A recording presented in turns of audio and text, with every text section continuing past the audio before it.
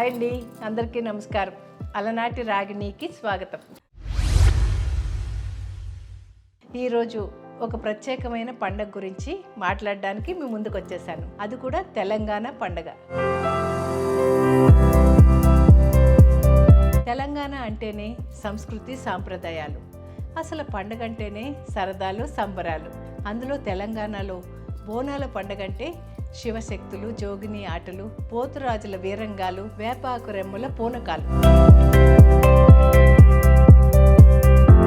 ఆషాఢ మాసం అంటేనే ఒక ప్రత్యేకత. తెలుగింటి ఆడపడుచు లోగిలి చూస్తుంటే ముచ్చటేస్తుంది.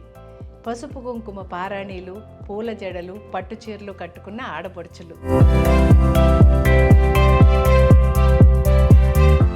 మేడ్చెల్లో శౌర్యం చూపిస్తున్న మన విష్ణు శౌర్య ఈరోజు మన ముందున్నారు. చెట్టు కింది దొరసానికి ఊడల జడలు, వెలిగే దీపాలు తెస్తరు మైనాలు. ఆయన్ని అడిగి తెలంగాణ ప్రత్యేక పండగ బోనాల గురించి మరెన్నో విశేషాలు తెలుసుకుందామా?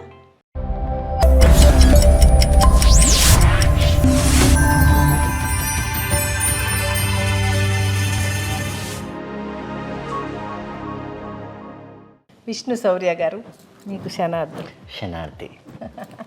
చాలా సంతోషంగా ఉంది మీతో మాట్లాడుతున్నందుకు. ఈరోజు మిమ్మల్ని కలవడం, మీరు ఒక అమ్మవారిలాగా కనిపించడం ఇంకా చాలా బాగుంది, సంతోషంగా అనిపిస్తుంది. నేను కదా అమ్మవారిని, మీరు అఫ్ కోర్స్, కానీ ఆ రూపం మీలాగా అమ్మతనం అనేది మేడంలోనే ఉంది. థ్యాంక్ యూ నాన్న. ఈ మీ సంస్కృతి, మీ దాని గురించి నాకు చెప్పాలి, ఎందుకంటే నాకు అంతగా తెలియదు. అవును మేడం, మీరు చెప్తారని మీతో నా అలనాటి రాగిణి ప్రేక్షకులకి ఈ పండగకి మంచి మెసేజ్ కాదు, మంచి ఏమంటారు దాన్ని, ఇన్ఫర్మేషన్ ఇవ్వాలి వాళ్ళకి. ఇంకా ఎంత ఉంది దీంట్లో, ఇంకా ఎంత తెలుసుకోవాలి, ఇప్పుడు పుట్టిన పిల్లలు కూడా ఇదంతా ఉపయోగపడాలి అని నేను అనుకుంటున్నాను. ముందుగా మేడం ఛానల్లో అయితే చాలా మంచి ఇన్ఫర్మేషన్స్ ఇస్తున్నారు. అలనాటి రాగిణి అని నిజంగానే అలనాటి మళ్ళీ ఈనాటి అన్నట్టుగానే ఉన్నారు మేడం. నేను చిన్నప్పటి నుంచి చూస్తున్నప్పుడు కూడా మేడం అలానే ఉన్నారు. ఇందులో మాత్రం మంచి ఇన్ఫర్మేషన్ మీకు మాత్రం తప్పకుండా ఇస్తాను.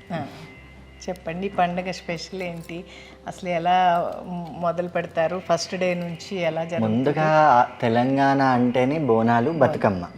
అందులో ఈ బోనాలు అనేది ఒక గ్రామ దేవతలు, ఒకే గ్రామ దేవత కాకుండా ఎల్లమ్మ అని, పోచమ్మ అని, మైసమ్మ అని, మహంకాళి అని, ఇలా ఎంతో మంది దేవతలని ఆరాధించుకుంటాం. ఇప్పుడు మనం బతుకమ్మ చూసుకుంటే ఒట్టి గౌరీదేవిని, పువ్వులని, ప్రకృతిని పూజించుకుంటాం.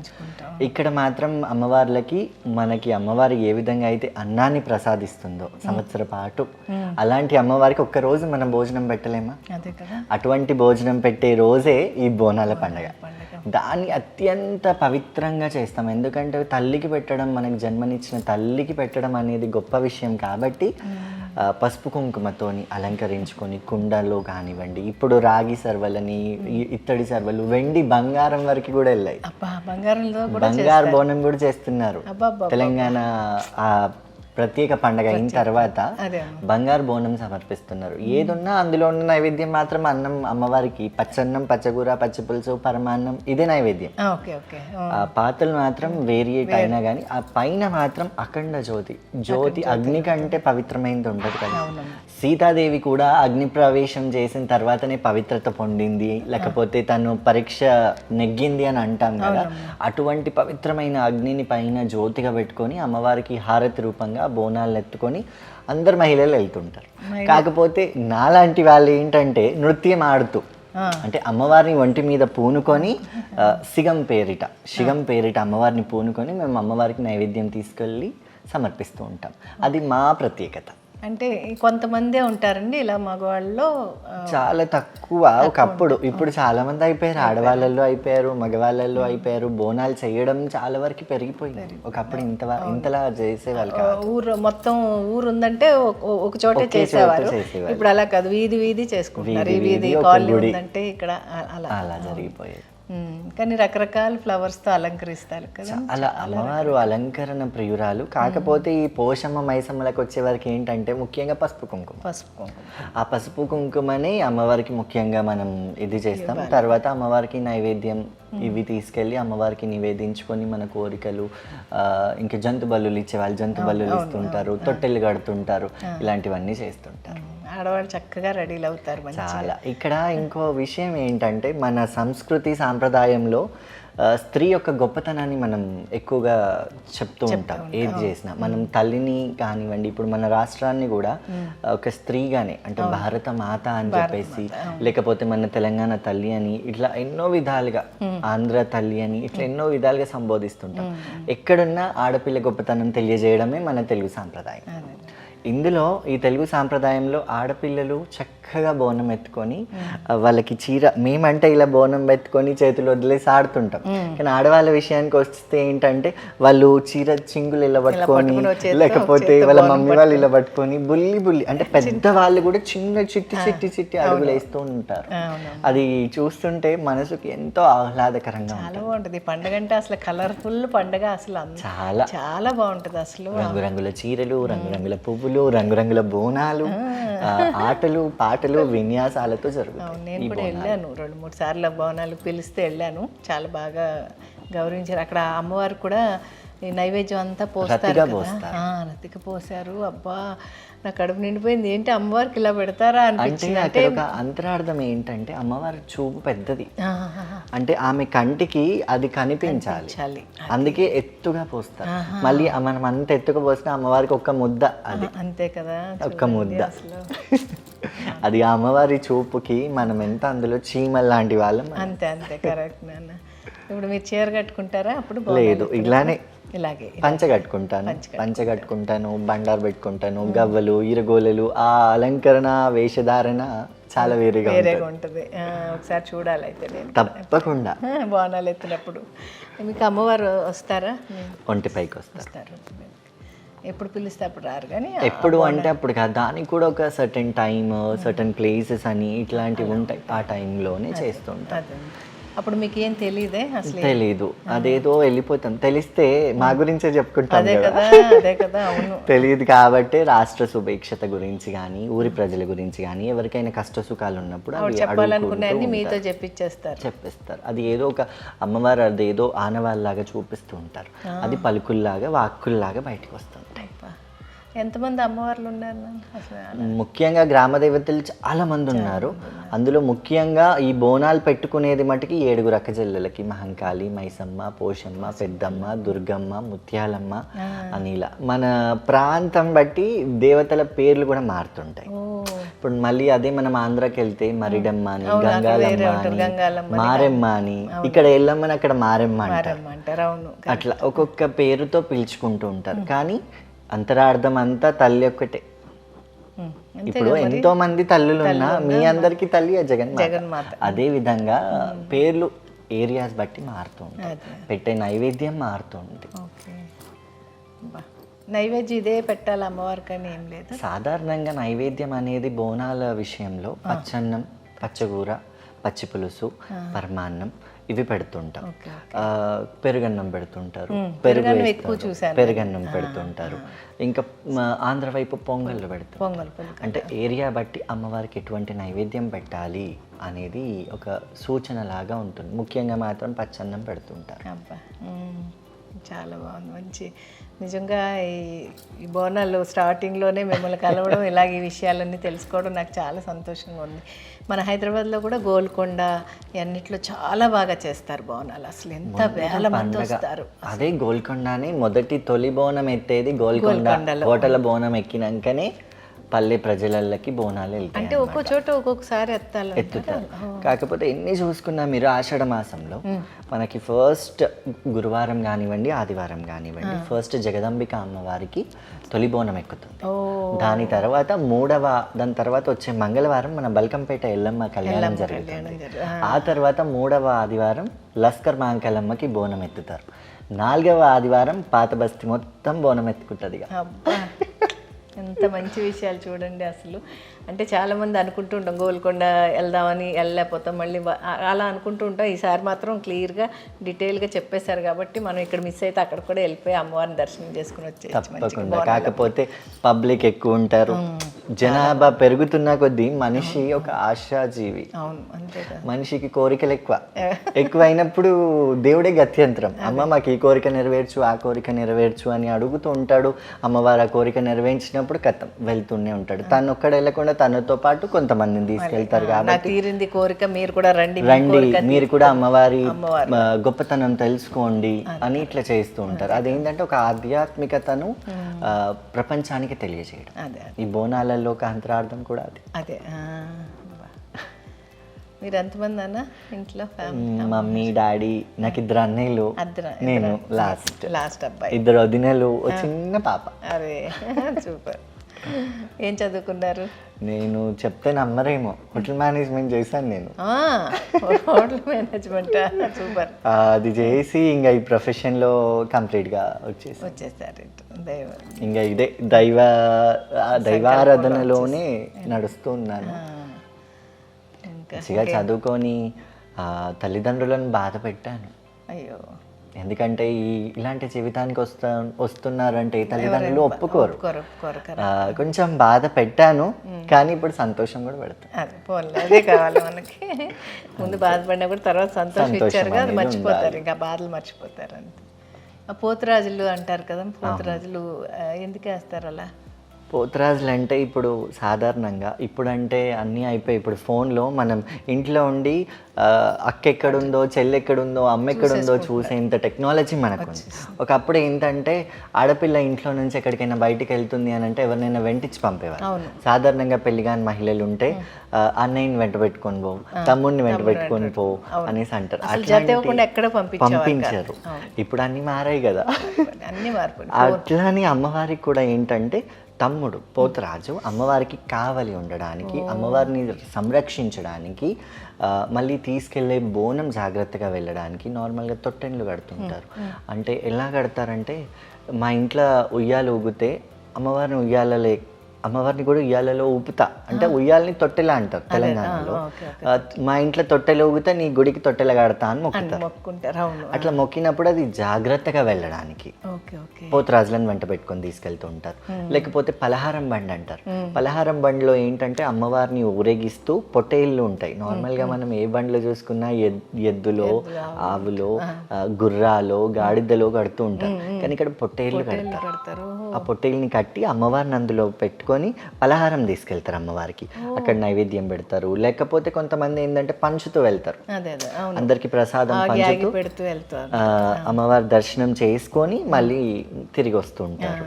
ఆ టైంలో ఏంటంటే అది జాగ్రత్తగా వెళ్ళాలి. ఇప్పుడు మా లాంటి వాళ్ళు బోనాలు ఎత్తుకున్నప్పుడు బయట ఎన్నో చెడు, మంచి ఎంత ఉందో చెడు కూడా అంతే ఉంటుంది.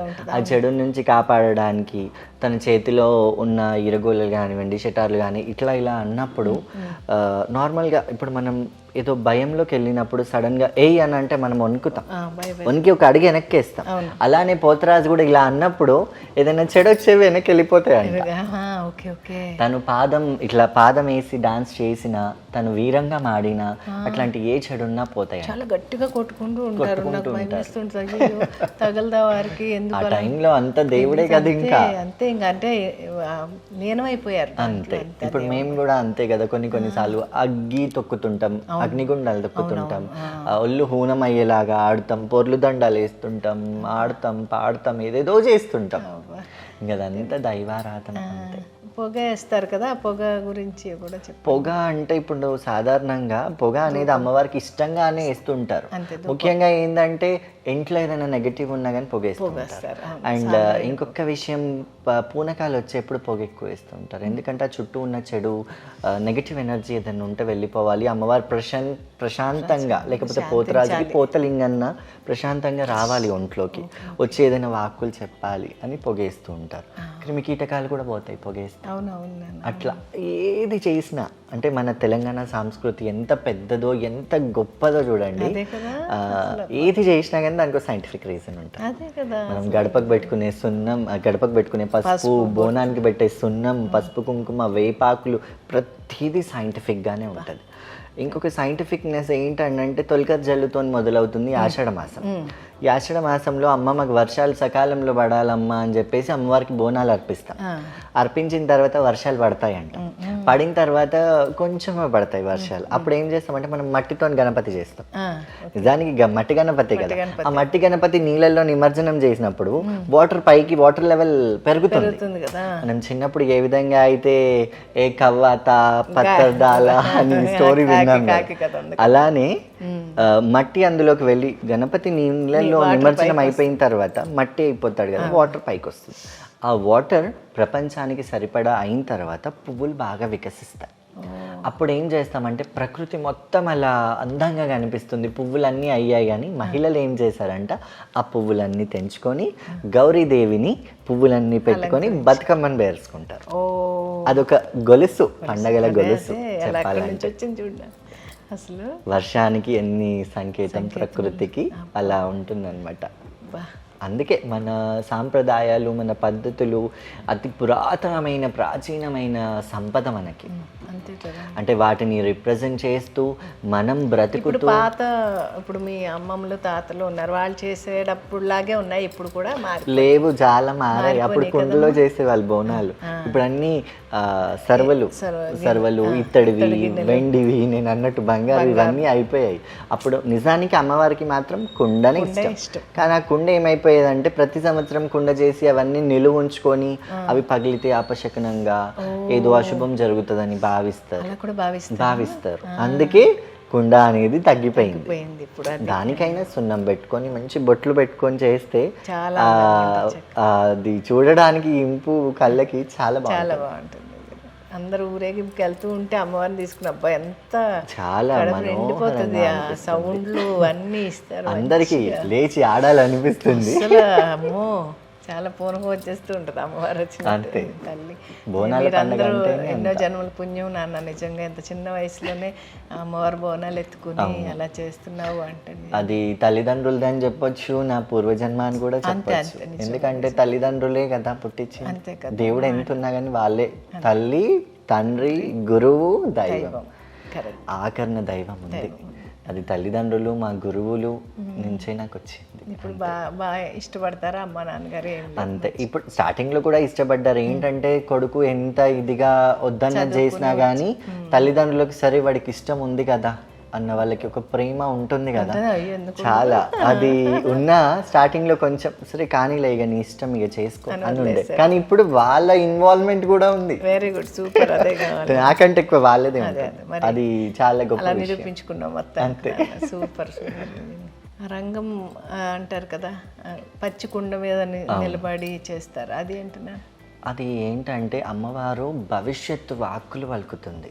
పచ్చికుండ మీద నించొని కానీ కూర్చొని కానీ ఒక అవివాహిక మహిళ జోగిని, దేవుడికి అంకితమైన ఒక దేవదాసి పచ్చికుండ మీద నించొని భవిష్యవాణి పలుకుతుంది.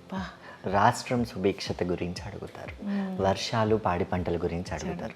దాని గురించి అడిగేది అమ్మవారికి ఏమైనా లోట్లు జరిగాయా, అమ్మ పండగల నీకు ఏమైనా తక్కువ అయ్యాయా అని అంటాం కదా, అదొక్కటి. అమ్మ నీకు పండగంతా సంతోషమేనా అని అడుగుతుంటారు. అవి అడిగేదే ఈ రంగం భవిష్యవాణి. అది బలిస్తారు కదా. అవును, అది కూడా బలి అనేది ఇప్పుడు నిర్మూలించారు. ఒకప్పుడు మాత్రం అమ్మవారి ముందు బలి లేని బోనాల పండుగనే లేదు, ఇక్కడే కోసేవాళ్ళు. యాట కోస్తేనే బోనాల పండుగ అని అంటుండే. ఇప్పుడు ఏంటంటే ఇంటి వరకే పరిమితం అయ్యాయి. ఇంట్లో బోనాల ముందే అమ్మవారికి బలి ఇచ్చేసి, అప్పుడు బోనాల పండుగ వస్తే మా చిన్నప్పుడు కూడా బోనాల పండుగ వస్తే గుడి దగ్గర ఇట్లా రక్తం ఇట్లా ఏర్ల లెక్క పారుతుంది. మేకలే కాకుండా కోడిని కూడా వేస్తారు, కోళ్ళు కూడా కోస్తుంటారు. అంటే ఏంటంటే వాళ్ళ స్తోమత అందరికీ ఒకేలాగా ఉండదు. తక్కువ మంది ఉన్నారనుకో చిన్న కోడితో సరిపెడతారు. ఎక్కువ మంది బంధువులు అందరు వచ్చారనుకోండి అప్పుడు మేకని కోస్తుంటారు. అది జంతు బలి. ఈ సిటీలో ఏంటంటే అమ్మవారికి శ్రీచక్రం పెట్టారు, శ్రీచక్రాలు అన్నీ పెడుతున్నారు, హోమాలు పూజలు చేస్తున్నారు కాబట్టి సిటీలో నిషేధం.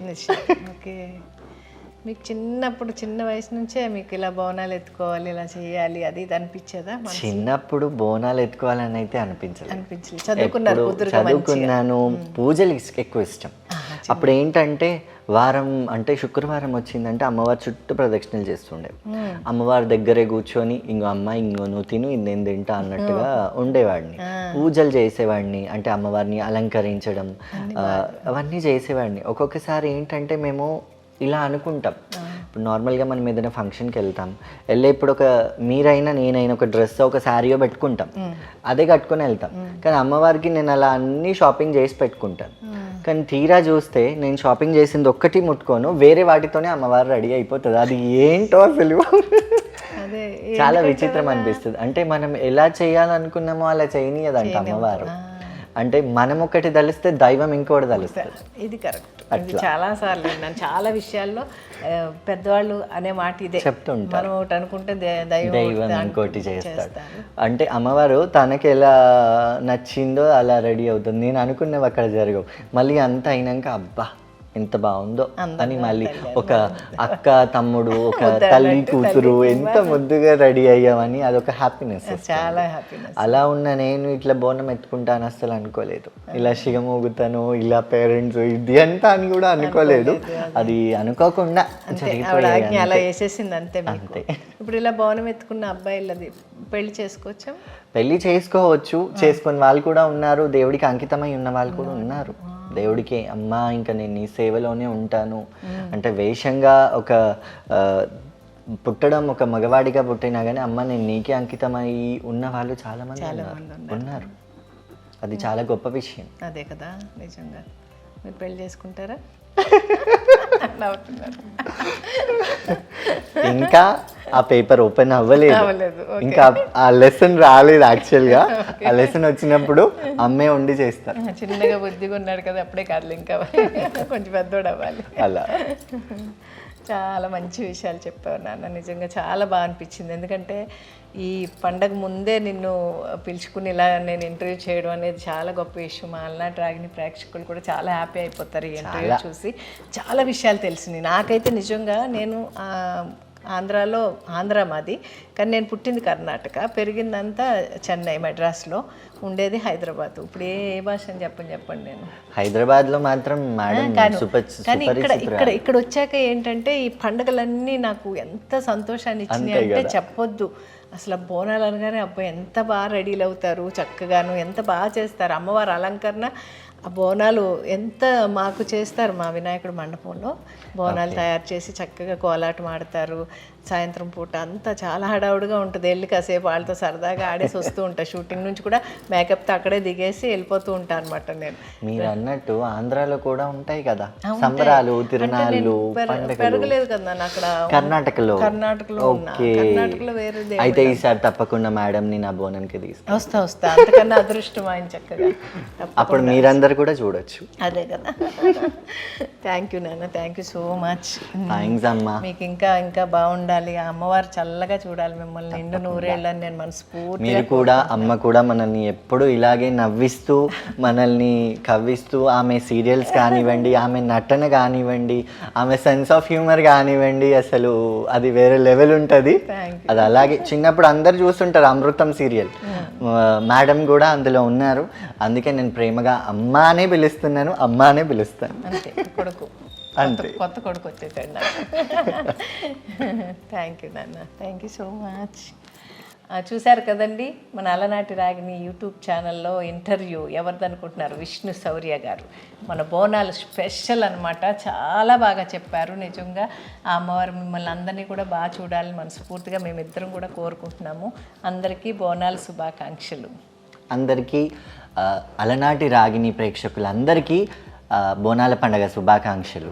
ఇలానే మేడంని ఇలానే మనం అందరం ఆదరిస్తూనే ఉందాం. Thank you so much. చాలా అదృష్టవంతురాలని. అబ్బా ఏమేమో పట్టుకొచ్చాడు కొడుకు. ఎవరు నేను ఈ చిన్న వాయినం. Thank you so much. అమ్మవారు ఇలా ఈ రూపంలో నాకు తప్పకుండా కట్టుకోండి. అమ్మవారి చీర పట్టుకొచ్చి నాకు పెట్టేశారు చూడండి. ఎంత అదృష్టమో తల్లి. థ్యాంక్ యూ నాన్న. Thank you so much. మీరు కూడా చాలా ఇంకా మంచి భవిష్యత్తు ఇవ్వాలి దేవుడు. అమ్మవారు చల్లగా చూడాలి మిమ్మల్ని, హ్యాపీగా ఉండాలి నిండు నూరేళ్ళు. నేను ఫ్రూట్స్ తెచ్చాను, ఏం తేలే. పర్లేదు అమ్మలాగా దీవిస్తున్నారు, సరిపోదా? అయ్యో థ్యాంక్ యూ.